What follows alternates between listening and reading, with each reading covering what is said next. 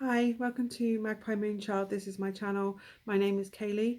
This is going to be a reading for Sagittarius for the 15th to 31st of December 2018. If you find this at a later date, this message may be meant for you. If you watch this reading and it doesn't resonate with you, I'm really sorry. It is a general read, so it won't resonate with every Sagittarius or cross-watcher that watches this. Likewise, as I said with cross-watchers, you're more than welcome here. Please remember, whether you're a Sag or a cross-watcher, if I say Sag in a reading or another role, they can be reversed. Roles can be reversed and relate the other way. Spirit works in mysterious ways to drop messages where they're needed to be heard. The deck that I am using is Mystic Monday's Tarot. I will try and leave a link below. There is also a deck flick through on my channel for this and all the other decks that I currently have. Most of the decks that I have in my possession, not all of them have been done yet. Please, if you have a reading and you are considering a major life decision, please take the relevant advice and do not give over your own power, your own will and decision-making skills solely to a divination reading, whether it's this or any other. If this doesn't resonate with you, please leave it with love and light. And there are other check your moon, sun, rising, other signs in your chart to see if they resonate more. If they don't, there are other tarot readers within YouTube, lots of them, but there are some really good ones out there. I think if you look on my ones that I watch, there are quite a few on there. There's quite a few.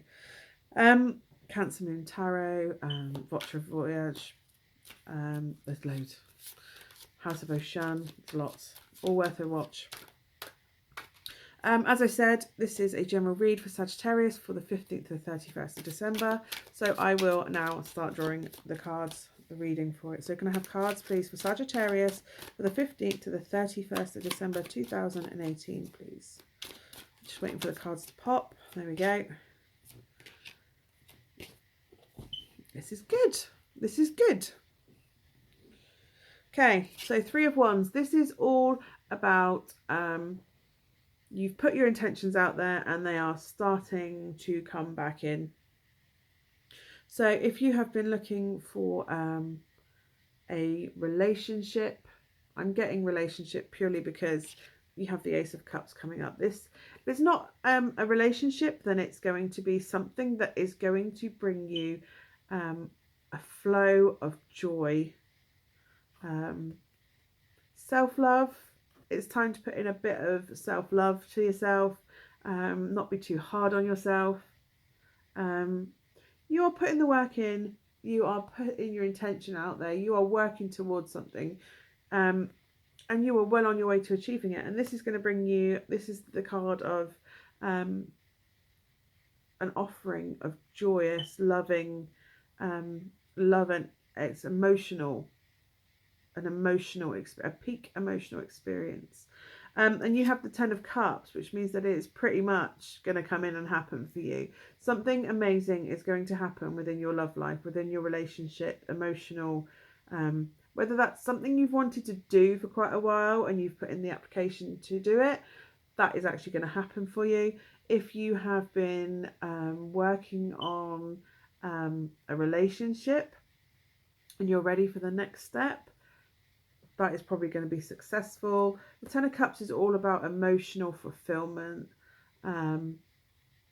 happiness, the happy ever after card, so to speak. In the Rider-Waite, it's a family, the 2.4 children and the husband and wife, and they've got the rainbow. Obviously not every family is 2.4 children, man and wife. There are other relationships out there, which is why I love this deck. It's very gender neutral. But yeah, this is an opportunity to experience something that you've wanted to for quite a while, and it is going to literally fill you right up with joy. It's going to bring you everything you wanted from it. You're going to come to a place where you think, do you know what, life's pretty good right now. If it's a marriage proposal or asking someone to move in with you, it's going to work out. It's going to be a yes. It's going to be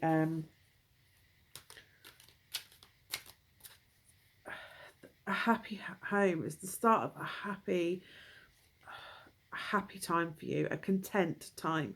You're going to be full of contentment for quite a while. If this is, as I say, asking someone to move in with you, it's going to blend beautifully. You're going to blend beautifully together.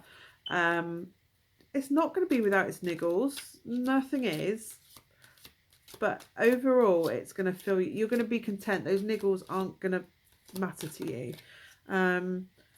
If you're looking to take a risk on something that's been sat there for a while, I would say go for it, because it's just going to pay off. If this is, I'm getting that this is to do with your special someone. You've been intending to do something for a while, considering it for a while. You've put the plans in motion. If that's moving someone in, you've been dropping hints for a while. Now's the time to ask them. Proposals, ask them. Somebody that you've been thinking of or wanting to ask out for a while, now is the time to ask them. Yeah, definitely proposals, house. Even just if you've wanted to give them a key so they can come and go, whatever step it is you want to take within a relationship right now, it's going to pay off and it's going to be worth it. It's going to fill you up with content.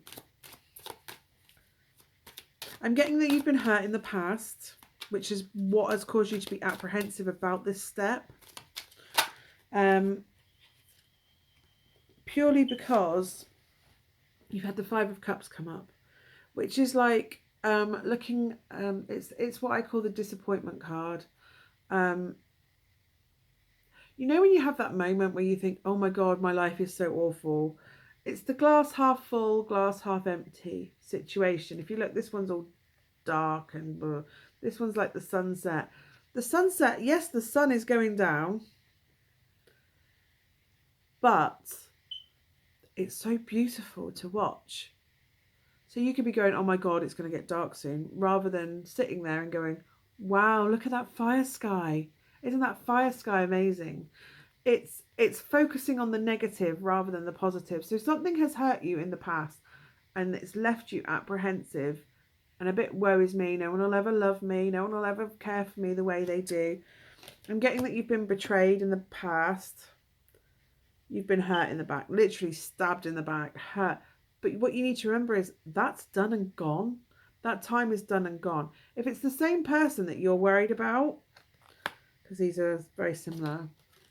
If it's the same person that hurt you, that you're considering this with, if something hasn't been right for a while, you've been, it could be that the frustrations and the reason that you've been arguing, fighting, you have just got to the point where you were just done, is because they wanted this next step with you. If you've been arguing with someone and you think, oh my God, you just infuriate me, it could be that this is because they were waiting for you to be ready, because you are quite slow to settle down, Sag. You are a natural free spirit, wandering. You want to go from one experience to the next. It's not like you to settle down. I actually did 2 readings for Sagittarius and they're actually quite similar. So I'm going to post both because it's birthday month. But it's like you want to take the next step, but you've been apprehensive because of things that have happened. And now you're only seeing the negative. Like, they're not going to want to be with me. I'm not good enough for them. Or, you know, is this going to work out? You're not going to know until it happens, Sag. And it's not like you to not be...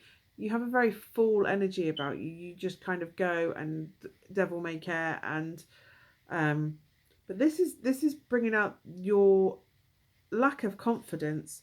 And you've actually had where you've been considering this and planning this. Is it going to be good enough? Is this almost like you've got to the stage where you're just like, is this going to be good enough? Is this what they want? Is this proposal going to be the way they want it to be? They're not going to really worry that much about how the proposal happened, whether that's proposing that you move in together, proposing that you start proposition to ask them out if you've wanted to ask them for a while, or literally a proposal to get married.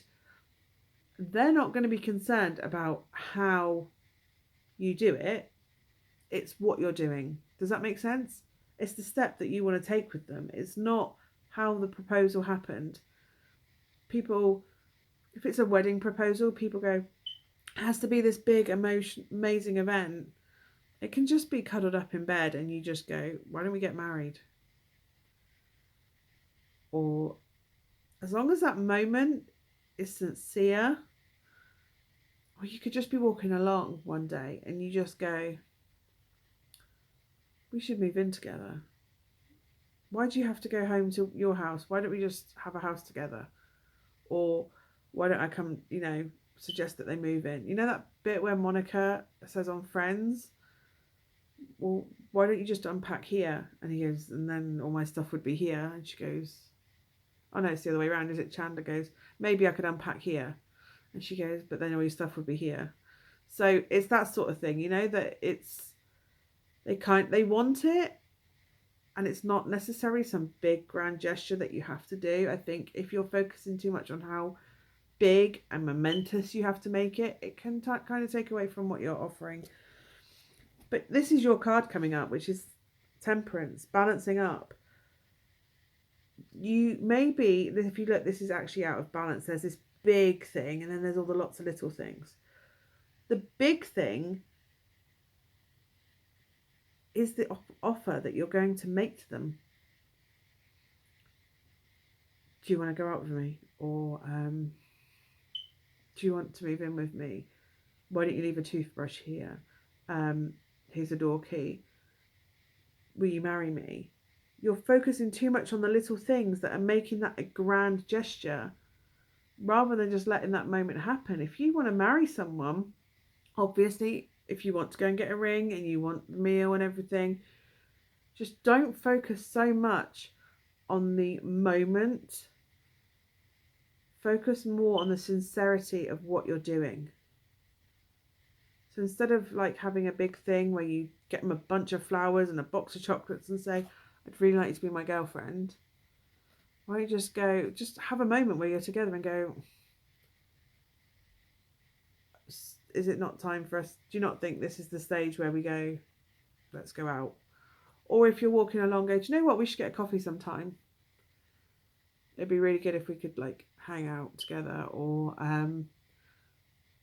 just a bit more natural than a forced thing, because I don't think it's going to play to your advantage, Sag, that you force a proposal. Some great big grand gesture with all the family around and Christmas Day, and that's not the way to go. I think it's very much a bit more subtle play. Yes, have a ring, yes, whatever, but just pick a moment where it just feels right, rather than forcing a meal or forcing a situation. This is just playing it and trusting yourself. Temperance is Sagittarius. You know how to balance things up. You know how to make alchemy happen. You can make magic from nothing. And this is what it's saying. Just make it magical. Not from all these little bits that add up to a grand gesture. Just make the gesture. Balance out the special extra things that you want, magic moments you want to add to it. But don't lose focus of what it actually is and what it actually means of what you're asking this person to do. Because whatever hurt you in the past,